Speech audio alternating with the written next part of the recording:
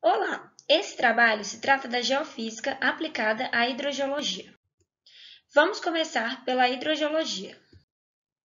O objetivo de estudo da hidrogeologia são os recursos hídricos subterrâneos, assim como sua avaliação, distribuição e escoamento. Esta área do conhecimento irá abranger temas como recargas, volumes explotáveis, proteção das águas subterrâneas e reservas totais. E o que é geofísica? A geofísica é o estudo das propriedades físicas da Terra, seja na sua superfície, em seu interior ou na atmosfera. Essas propriedades físicas podem ser o calor, o magnetismo, a radioatividade, gravidade, eletricidade, propagação de ondas elásticas e etc.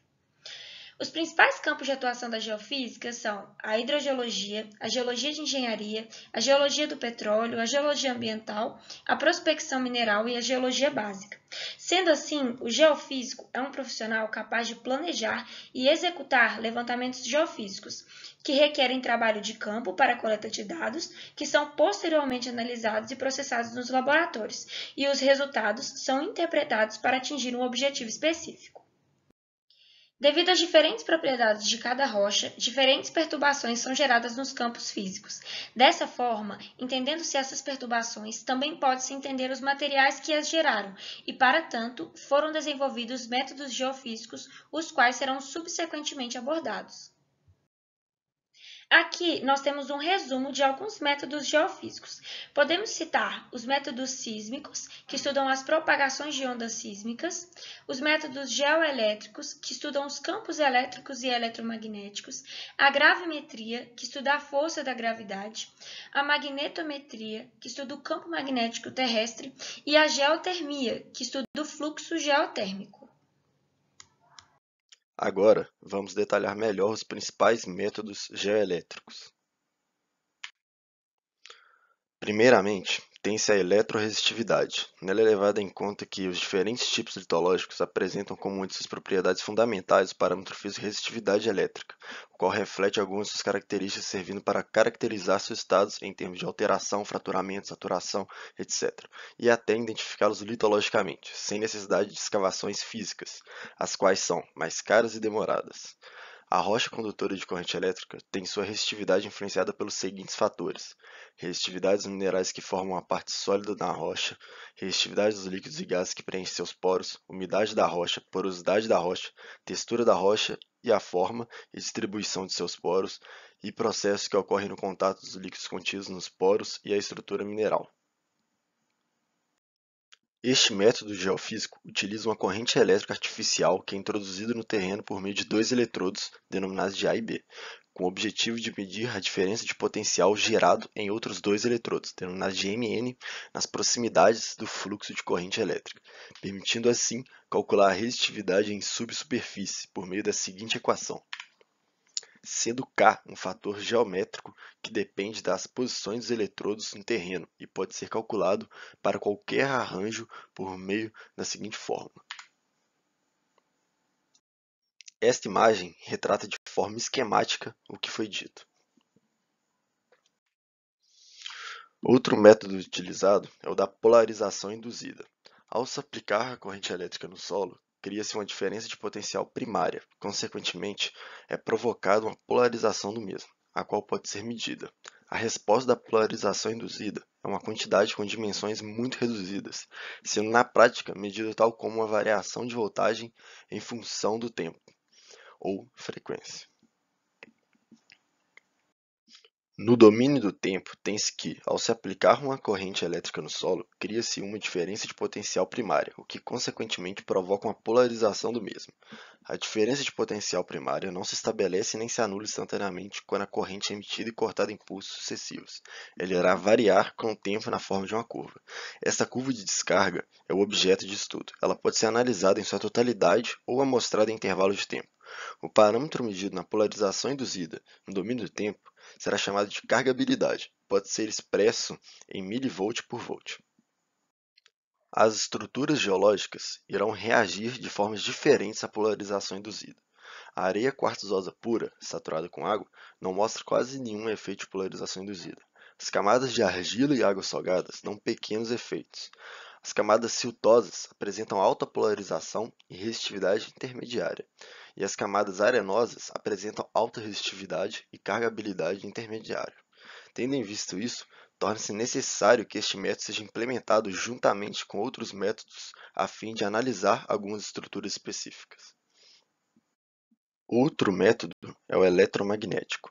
Nessa última década, a instrumentação de geofísica de indução eletromagnética de correntes no terreno, originalmente desenvolvida para explotação mineral, tornou-se suficientemente sensível para detectar e medir pequenas variações de condutividades, causadas pela presença e qualidade da água subterrânea.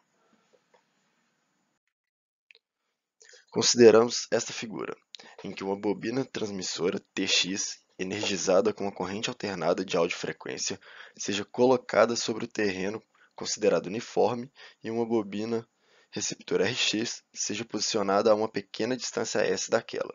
O campo magnético variável com o tempo, gerado pela corrente alternada na bobina transmissora, induz correntes muito pequenas no terreno. Essas correntes geram um campo magnético secundário HS, que, juntamente com o campo primário HP, é detectado pela bobina receptora, podendo assim ser medido.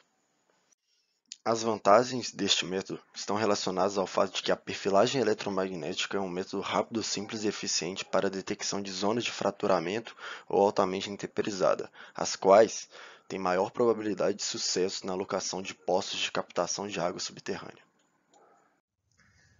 Então, agora o assunto são os métodos geofísicos sísmicos, que são baseados em refração e reflexão. Nós sabemos que, de acordo com a lei de Snell, quando uma onda muda de velocidade devido a uma mudança no meio de propagação, ocorre o fenômeno chamado de refração.